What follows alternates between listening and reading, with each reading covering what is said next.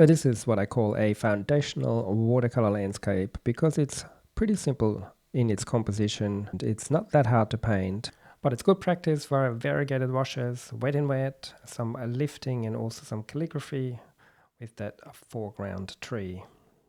And for those reasons, it's a great painting if you're a beginner, but even if you're more advanced, like myself, it's a good way to just keep honing your skills.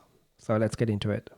To get a nice straight horizon line, I'm going to put a bit of masking tape there, and then I'm going to wet my sky area with some clean water. Well, it's not that clean, but hasn't got any paint in it, just dirty brush water. And then I'm going to lay down a little bit of raw sienna for the horizon, and then put some ultramarine blue at the top. You can choose any blue for this, cerulean, cobalt, whatever you want. Making it a bit darker at the top. I really want that gradient going from dark to light towards the horizon. A little bit of the excess paint there so I don't get any backgrounds. Now I'm going to flip it upside down. I have a little bit of an angle there so that the raw sienna can run down now into the page and I'm not losing that. And then just continue to darken the top bit. Okay, time for the tape to come off. I could have waited until it was completely bone dry, but I'm just going to make sure that the two parts don't touch each other. So I'm just going to wet now the rest of the painting and just leaving a strip of white between the two halves. I'm going to also flip it back. The raw sienna has moved up enough for me, almost too much. So I'm now going to do the reverse, mirroring the sky in the water. Start with a bit of raw sienna and then a light wash of blue, and then I keep gradually building that up towards the bottom. This is very wet because we started with the clean water, so you gotta pump in quite a bit of pigment there to get some darkness. And very important, I don't want to go over this a second time. You can, but it's just getting more difficult. Even though glazing is a whole other topic, we can do a video on one day. This is about creating this variegated wash in one layer. And I'm just going to straighten out a little bit that raw sienna there with a clean brush that has virtually no water in it. So I'm just straightening out the pigment, so to speak. And I'm going to continue to darken my water. I want it quite dark at the edge. That helps with the illusion of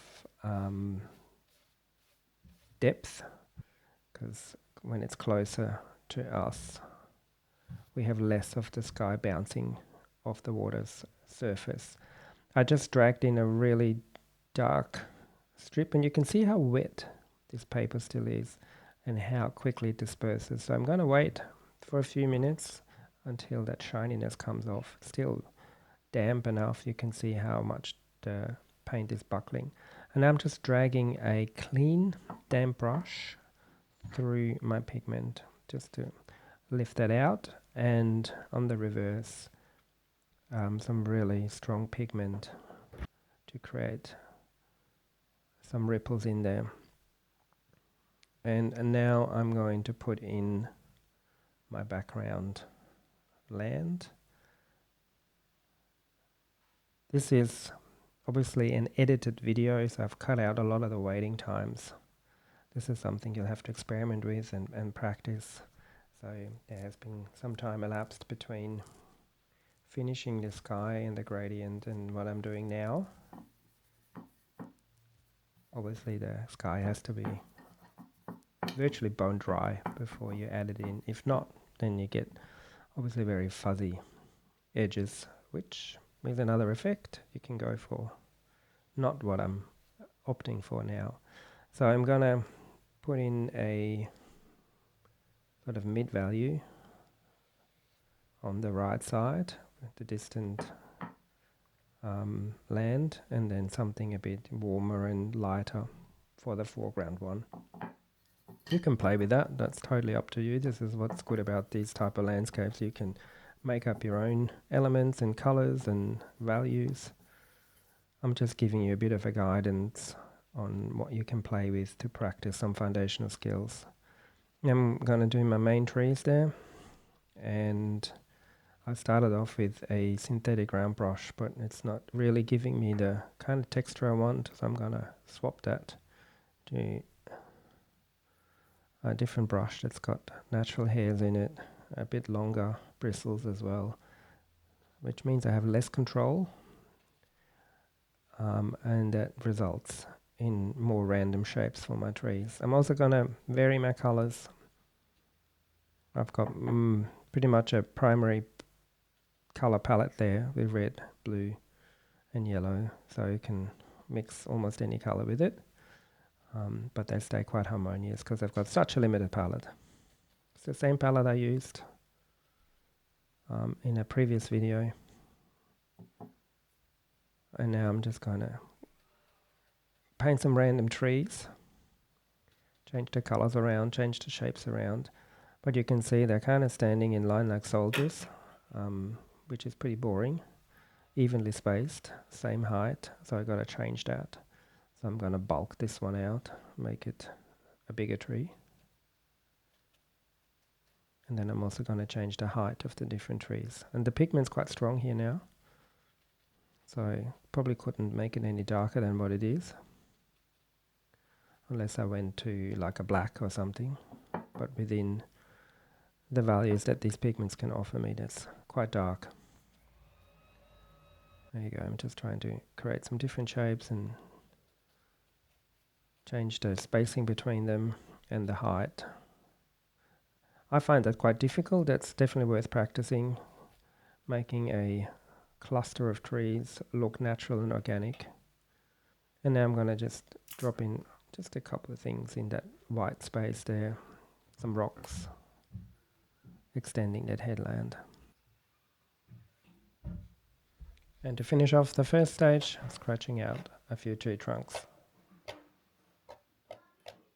This is now completely dry, but for the reflections, I'm going to first add some water where the reflections go. And that will help them run down nicely and create a soft wet and wet effect. So now I'm going to mix similar colors to what the trees are above.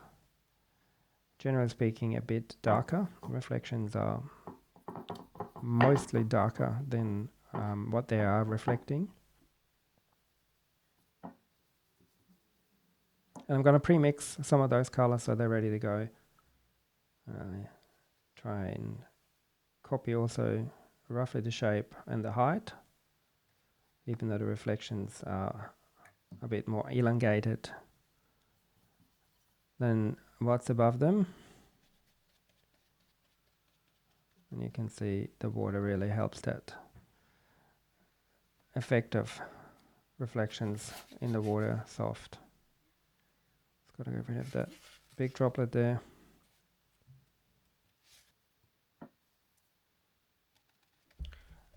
And despite having used quite a lot of pigment, or what I thought was a lot of pigment, it looks quite washed out. Partly because I, wet the paper again. So I'm going to continuously add more pigment to it, because I do want those reflections to be quite dark and strong. And now that I'm painting in my reflections, I'm realizing I've created a bit of a checkerboard pattern here with my blue and red trees, but something to improve on next time, change the colors around.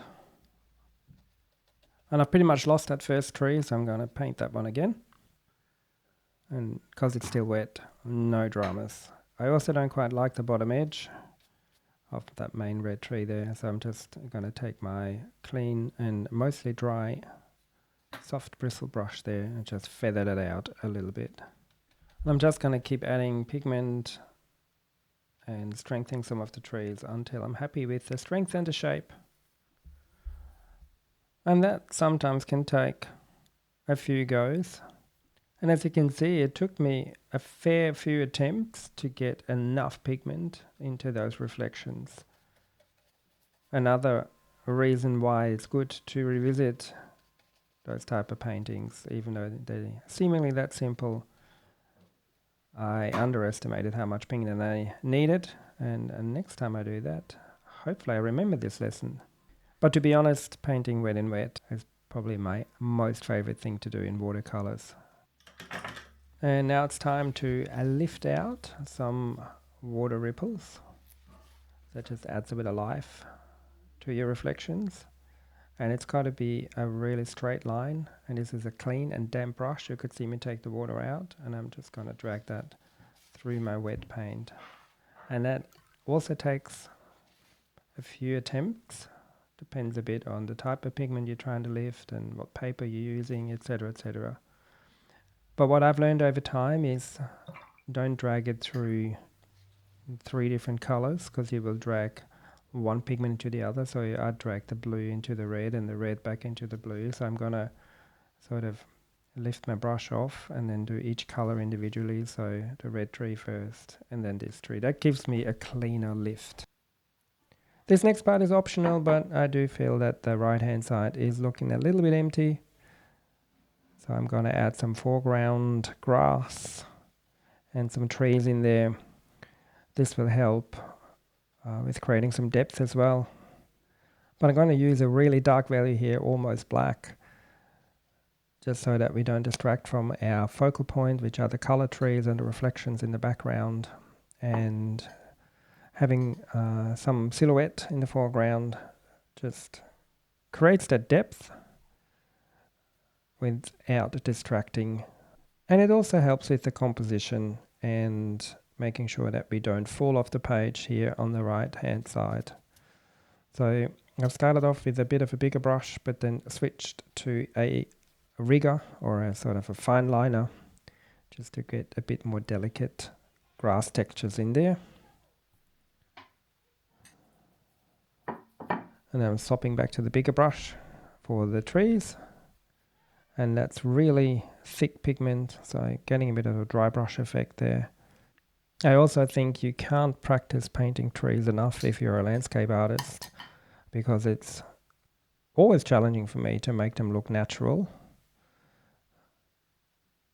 Having the branches come off at the right angles and the thickness of the stems, etc. I mean, these are quite thin trees, saplings, more than anything else. But it's also a bit of fun. I like calligraphy almost as much as wet and wet. And then I'm going to dry brush some leaves in. Apologies, I'm covering that up. The curse of the left-handed painter. But in essence, I'm just going to fill out a little bit of that top corner there, dry brushing some of those leaves. And just like a bunch of roses, it's better to have 3 or 5 rather than an even number. So I'm going to add one last tree there to the right-hand side. And that's my painting done. So I hope you will try this as well. Let me know if you find this exercise useful. I appreciate every comment I get here on YouTube. And thanks for your support.